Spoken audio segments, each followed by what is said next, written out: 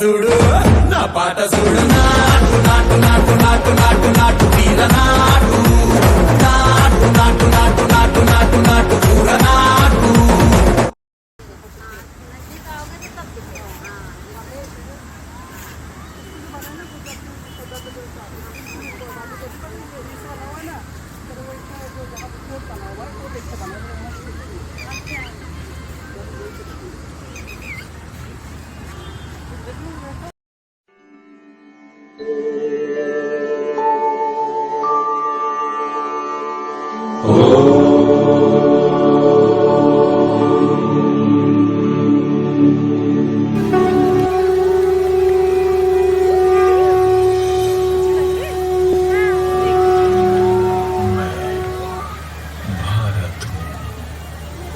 यहाँ पधारे समस्त आगंतुकों का हार्दिक स्वागत है। भारत में आदिकाल की विलुप्त हो रही ऋषि परंपरा का पुनरुत्थान की गाथा वेद वन से प्रारंभ करने की चेष्टा की गई है।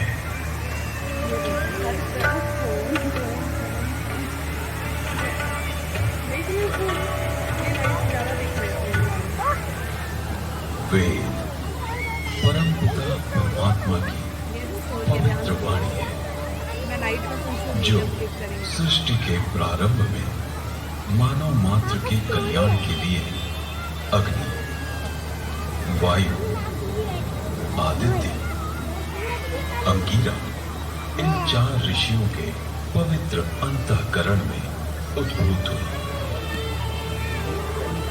तत्व ज्ञान की दृष्टि से वेद एक है, किंतु विषय विभाग की दृष्टि से इसे 4 भागों में बांटा गया है। ऋग्वेद, यजुर्वेद, सामवेद और अथर्ववेद। ऋग्वेद में ज्ञान का विषय, यजुर्वेद में कर्म का विषय, सामवेद में उपासना का विषय और अथर्ववेद में विज्ञान का विषय है। विश्व साहित्य का प्राचीनतम ग्रंथ वेद है। मानव जाति के प्राचीनतम ग्रंथ होने के कारण उस समय की सभ्यता, संस्कृति, आचार विचार और कर्तव्य आदि को जानने का स्रोत वेद है। भारतीय दर्शन, साहित्य, ललित कला, संगीत, ज्योतिष, ज्ञान विज्ञान वेदों में है। वस्तुतः वेद संसार के समस्त पदार्थों का बोध कराते हैं। वेद के भाष्यकार आचार्य सायण कहते हैं, इष्ट की प्राप्ति एवं अनिष्ट के परिहार के अलौकिक उपाय को बतलाने वाले ग्रंथ वेद हैं। सबके द्वारा पूजनीय और यजनीय परमात्मा से ऋग्वेद, यजुर्वेद, सामवेद और अथर्ववेद प्रकट हुए हैं। ऋग्वेद के मंत्र दृष्टा ऋषि कहते हैं, तस्माद् ज्ञातस्य वरुता ऋचा सामानि जगिरे छंदांसि जगिरे तस्माद् यजुस्त स्माद् जायत।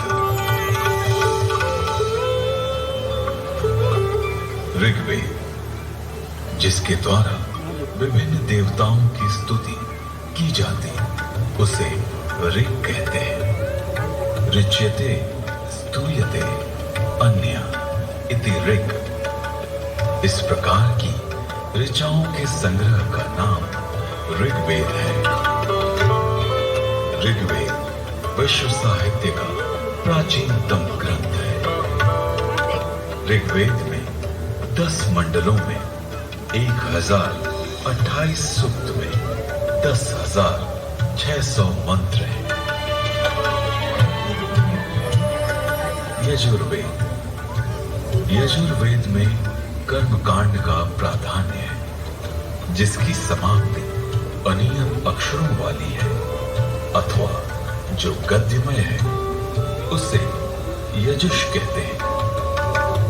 अनियताक्षरावसानो यजुर। यजुर्वेद के दो भाग हैं, शुक्ल यजुर्वेद एवं कृष्ण यजुर्वेद।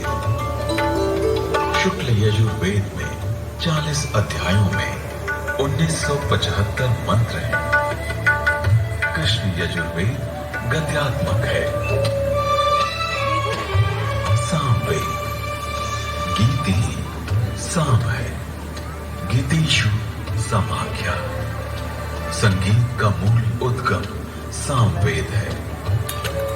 सामवेद के दो भाग हैं, पूर्वार्चिक एवं उत्तरार्चिक। सामवेद में 1875 मंत्र हैं। अथर्ववेद। अभिचार मंत्रों का ज्ञान अथर्ववेद में है। इसमें आयुर्वेद का विस्तृत विवेचन हुआ है। इसकी शौनक शाखा में 20 कांडों में 730 सूक्तों में 6000 मंत्र हैं।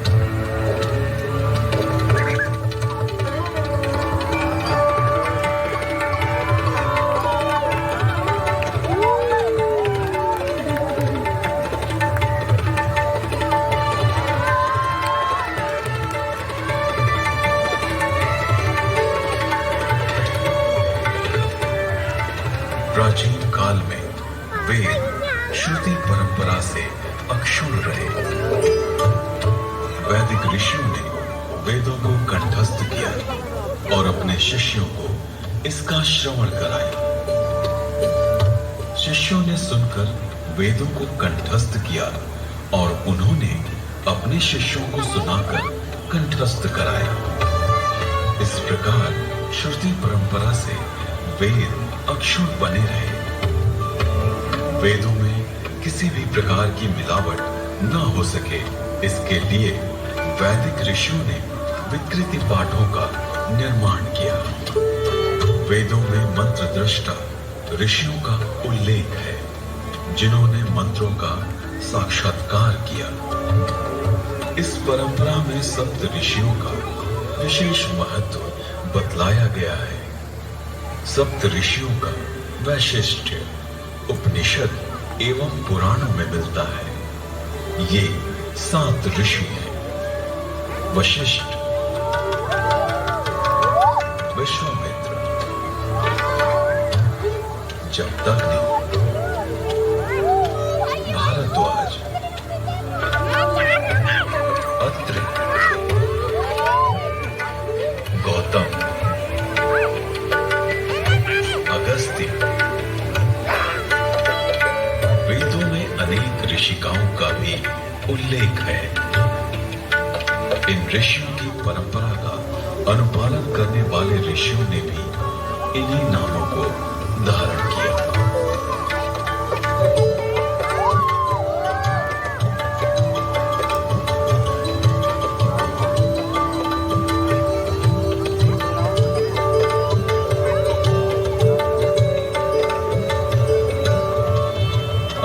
विश्व में जिन आविष्कारों का श्रेय पाश्चात्य जगत द्वारा लिया गया है, उसे हमारे प्राचीन ऋषियों द्वारा तथ्य सहित हजारों वर्ष पूर्व प्रमाण सहित वेदों में उल्लिखित किया गया है। जैसे अगस्त्य संहिता में विद्युत उत्पादन के सूत्र मिलते हैं।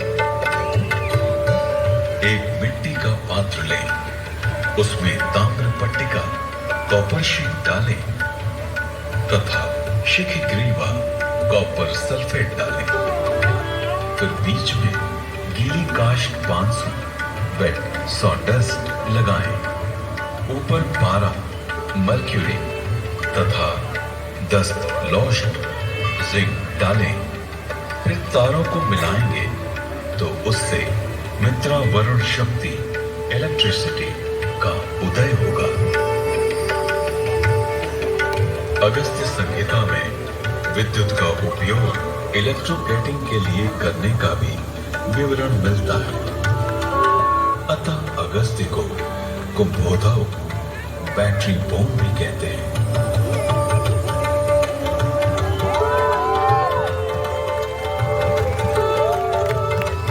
सौ कुंभों उपरोक्त प्रकार से बने तथा श्रृंखला में जोड़े गए 100 सेलों की शक्ति का पानी पर प्रयोग करेंगे तो पानी अपने रूप को बदलकर प्राणवायु, ऑक्सीजन तथा उदान वायु, हाइड्रोजन में परिवर्तित हो जाएगा।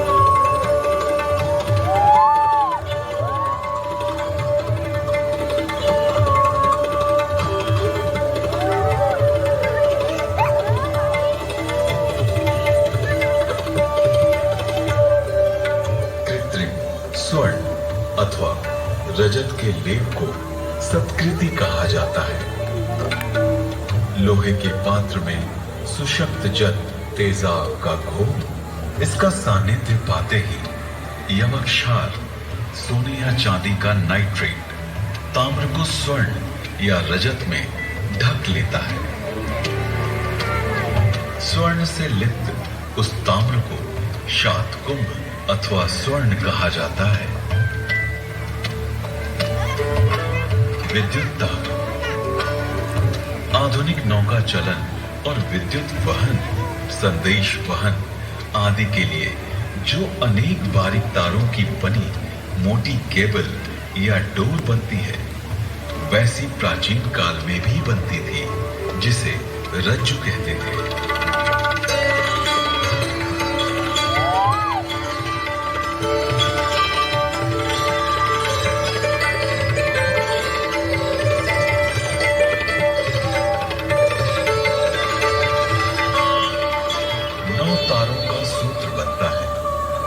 सूत्रों का एक गुण, 9 गुणों का एक पाश, 9 पाशों से एक रश्मि और 9, 8, 7 या 6 रज्जु रश्मि मिलाकर एक रज्जु बनती है।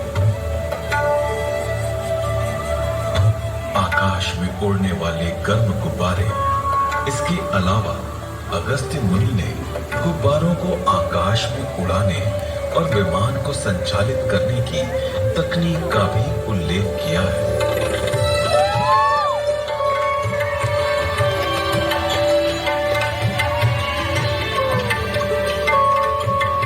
उदान वायु, हाइड्रोजन को वायु प्रतिबंधक वस्त्र में रोका जाए तो यह विमान विद्या में काम आता है। यानी वस्त्र में हाइड्रोजन पक्का बांध दिया जाए तो उसमें आकाश में उड़ा जा सकता है।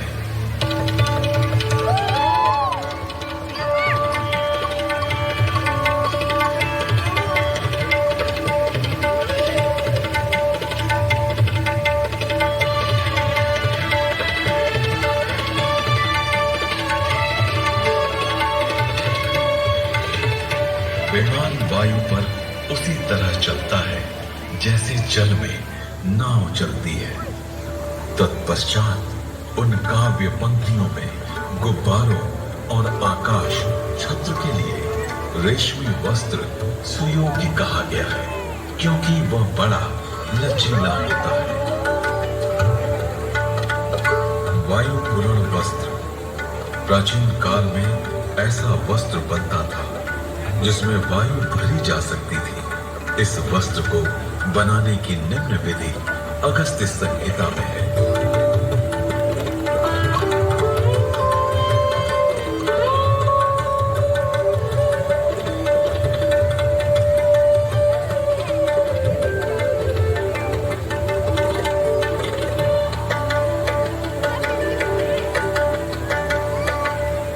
पृथ्वी का सूर्य की परिक्रमा करने का वर्णन ऋग्वेद, यजुर्वेद और अथर्ववेद के मंत्रों में मिलता है।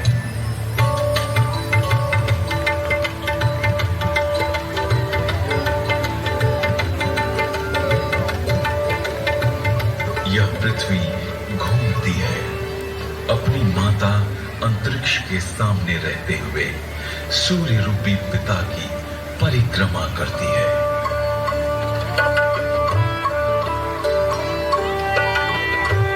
पृथ्वी शक, सूर्य, शुष्ण की प्रदक्षिणा करती है।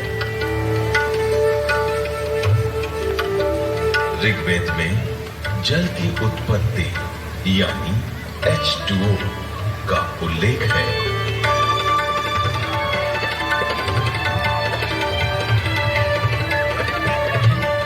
जल की प्राप्ति के लिए मैं पवित्र ऊर्जा, एनर्जी वाले मित्र ऑक्सीजन और दोषों को नष्ट करने वाले वरुण हाइड्रोजन को ग्रहण करता हूं।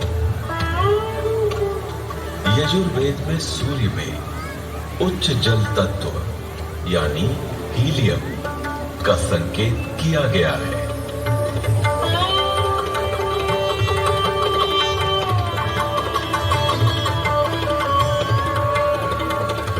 उच्च शक्ति से युक्त हाइड्रोजन जो कि हीलियम के रूप में है, सूर्य में है।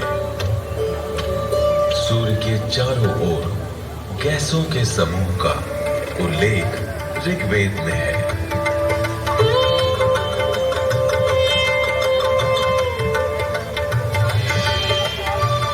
ऋग्वेद में ही सूर्य की गति और प्रकाशक होने का वर्णन है।